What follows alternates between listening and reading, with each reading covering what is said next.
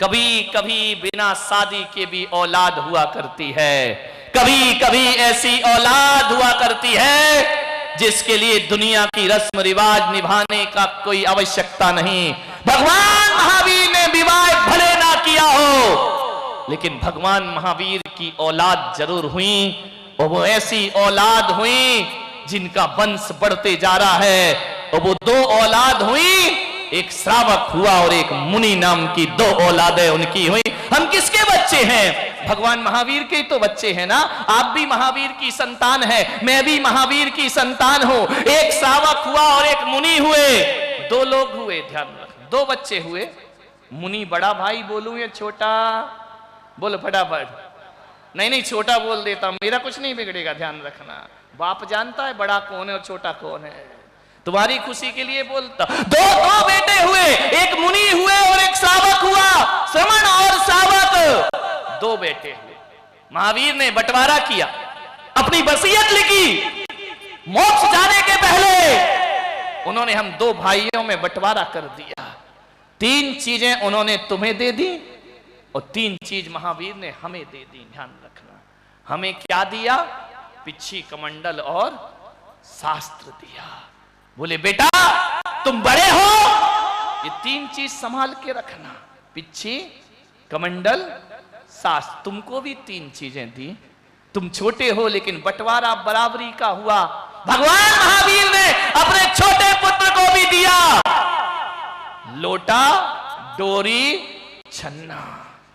विचार करिए, जिससे पानी छाना जाता है। 3 चीज तुम्हें दी और 3 चीज हमें दी।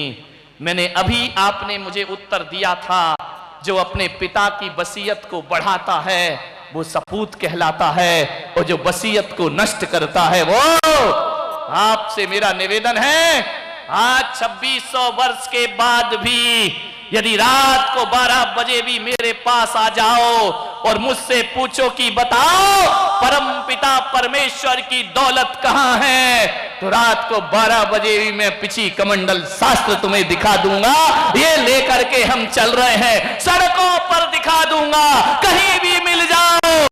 पिछी कमंडल शास्त्र आज भी हमने संभाले हैं, और संभाले ही नहीं हैं, उनमें वृद्धि भी की है, उसे आगे भी बढ़ाया है। मैं आपसे पूछता हूं बड़ा भाई होने के नाते कि मेरे पिता की वो 3 चीजें तुमने कहां कर दी हैं? बताइए, तुम्हें भी 3 चीज सौंप करके गए थे। रात्रि में भोजन नहीं करना, ये विरासत सौंपी थी तुम्हें। पानी छान कर पीना, ये वसीयत लिखी थी तुम्हारे नाम। और प्रतिदिन देव दर्शन करना, ये दौलत दी थी मेरे पिता ने तुम्हें। ये कहां गई ये संपदा? बताइए। मैं आपसे पूछना चाहता हूं, क्या आगे बढ़ाया आपने? ये मुंबई है, तुम्हारे बच्चे तो मंदिर आते ही नहीं हैं। तुम्हारे बच्चे रविवार को चौपाटियों पर घूमा करते हैं। तुम्हारे बच्चे यहां वहां टाइम पास किया करते हैं, संतों के पास नहीं आते हैं। क्या सौंपा तुमने? विचार करिए। हम महावीर के बेटे हैं, बड़े बेटे हैं। समाज हमारे पास ना आए, लेकिन हम समाज के पास पहुंच जाया करते हैं। हम अपना कर्तव्य निर्वहन किया करते हैं। विचार करिए, आपकी बेटी, आपके बेटे, आपके बच्चे कितने होंगे जैन इस मुंबई में, कितने आते हैं संतों की सभाओं में।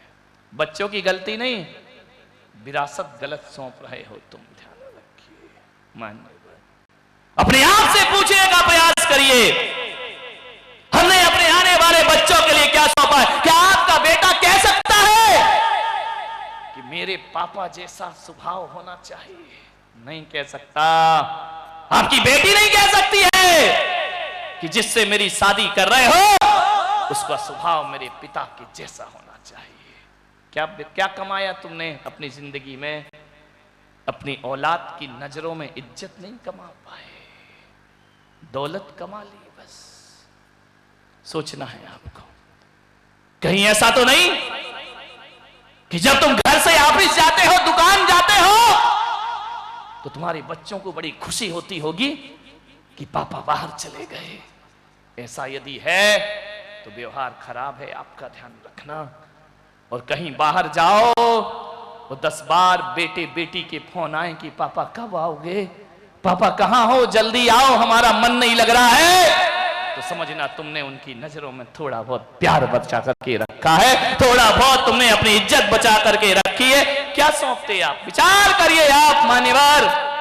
तालियों से काम नहीं चलेगा कि मैं बोल देता हूं तुम ताली बजा देते हो, नहीं मेरे भाई। ऐसा जीवन बनाओ कि संतों का चातुर्मास हो और एक दिन तुम ना आओ तो संत पूछें बोलो कल कहां गए थे, क्यों नहीं आए थे, तो तुमने अपने जीवन में कुछ अर्जित किया है। तुम आओ या ना आओ महाराज को फर्क ही नहीं पड़ता, आ गए तो कोई बात नहीं, नहीं आए तो कोई बात नहीं। इसका मतलब तुमने कुछ भी अर्जित नहीं किया है। विचार करना है आपको, सोचना है।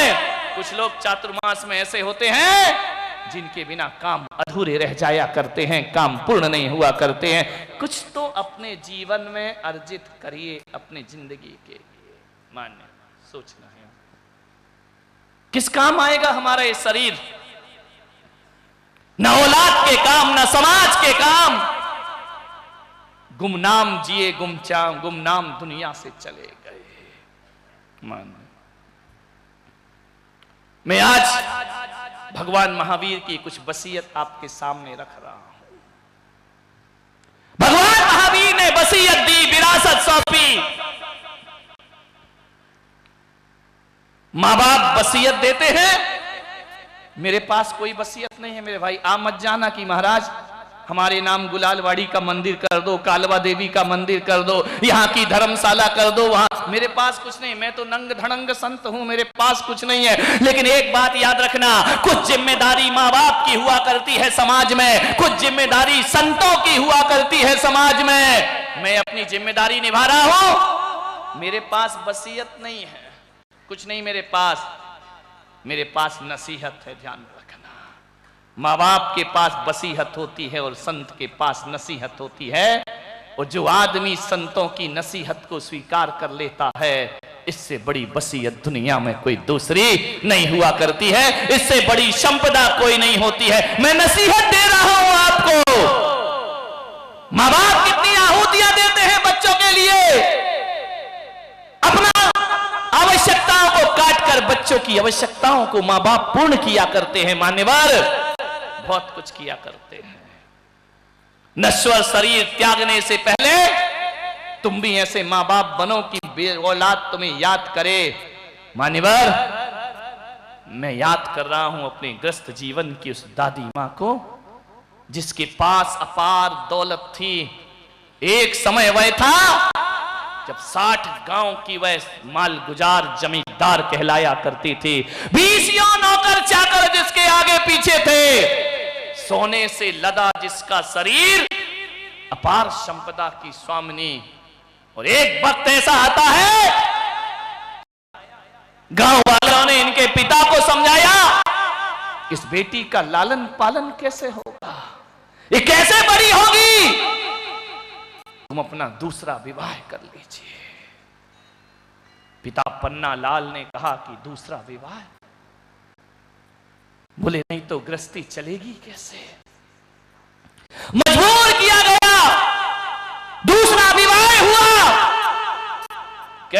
कैसे धर्मात्माओं का जीवन होता है। दूसरे विवाह के बाद उस मां ने संकल्प ले लिया कि जब तक ये बेटी बड़ी नहीं हो जाती, मैं अपनी संतान को जन्म नहीं दूंगी। ध्यान